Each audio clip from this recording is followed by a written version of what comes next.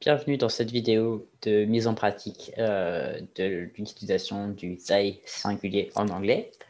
Je vais corriger au fur et à mesure et expliquer à chaque fois pourquoi telle ou telle réponse est la bonne. Donc il va s'agir de renseigner le bon pronom ou le bon déterminant possessif. Donc on choisit entre they, them, their et themselves, le pronom réfléchi. Et puis on vérifiera en cliquant en bas à droite. Each student should make sure that know how to use singular they in English.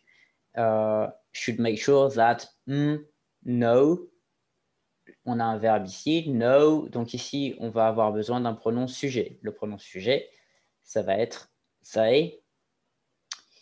Practicing is a good way for students to boost skills.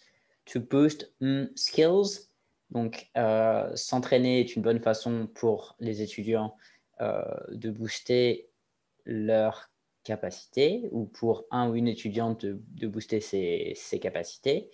Donc c'est ici le déterminant possessif qu'il nous faut. Their skills. And improve by targeting weak points. And improve themselves. Improve yourself, improve oneself, s'améliorer. By targeting weak points. Donc s'entraîner est une bonne façon de s'améliorer en ciblant ses points faibles. Il nous manque ici le déterminant possessif, their weak points. Et voilà. Deuxième phrase. Anybody thinking of designing a product should first think what want to make it for and ask some basic questions. Donc, toute personne qui pense à designer, à créer un nouveau produit doit d'abord se demander ce pourquoi elle veut le faire, dans quel objectif elle veut le faire. What want, c'est le sujet qui nous manque. Donc, what they want to make it for. Je rappelle que ici, éventuellement, si on était sur un exercice autre, on pourrait dire he or she, ou éventuellement he/she.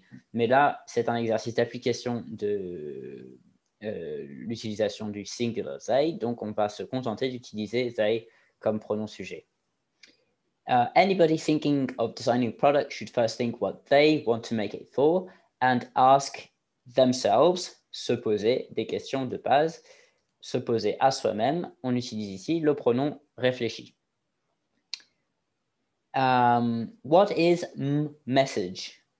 What is their message? Quel est leur message? Donc ici, on a le déterminant possessif. What motivates to create this product? What motivates them? Cette fois, c'est qu'est-ce qui les motive à créer ce produit. Donc là, on a besoin de mettre le pronom complément d'objet. Is it a desire to share vision with the world, the need to find an output for creativity, or simply the wish to experiment with aesthetic identity? Alors, à chaque fois ici, avant les différents mots qu'on a, on a le même type de blanc. Et ce blanc, ça va être à chaque fois le déterminant possessif. Donc, est-ce que c'est le désir de partager leur vision avec le monde, le besoin de trouver une façon d'exprimer leur créativité, ou bien simplement le souhait d'expérimenter avec leur identité esthétique.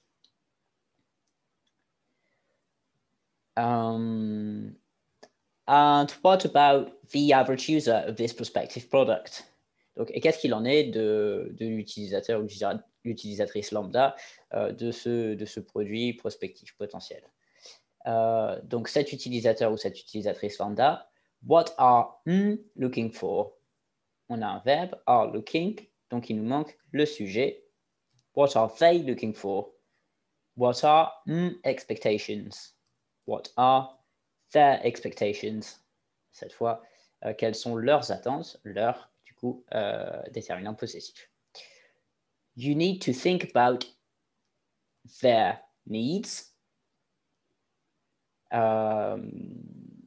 Donc, toujours les besoins de ce potentiel utilisateur, utilisatrice lambda. You need to think about their needs and try to answer them as well as your own.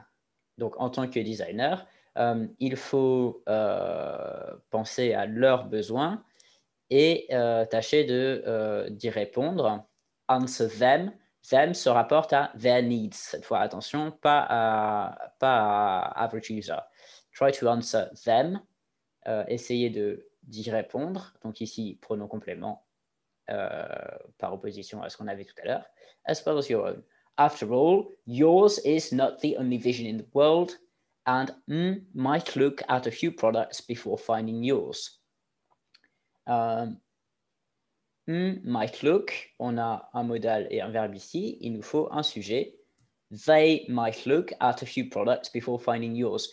Je rappelle ici que they might look at a few products. They, c'est un usage au singulier ici. Pour they, c'est pas les utilisateurs, c'est vraiment cet utilisateur ou cette utilisatrice lambda potentielle. But if they had found what they wanted somewhere else already, they would not have landed on your product, so you still stand a chance. En parlant toujours de cet utilisateur, utilisatrice lambda, mais si il ou elle avait déjà trouvé ce qu'il ou elle cherchait ailleurs, il ou elle n'aurait pas atterri sur votre produit. Donc, vous avez toujours une chance. Voilà, j'espère que ça vous aide un petit peu à voir comment on utilise ce pronom. Au passage, on révise comment utiliser they, their, them, themselves. Et c'est tout pour cette vidéo.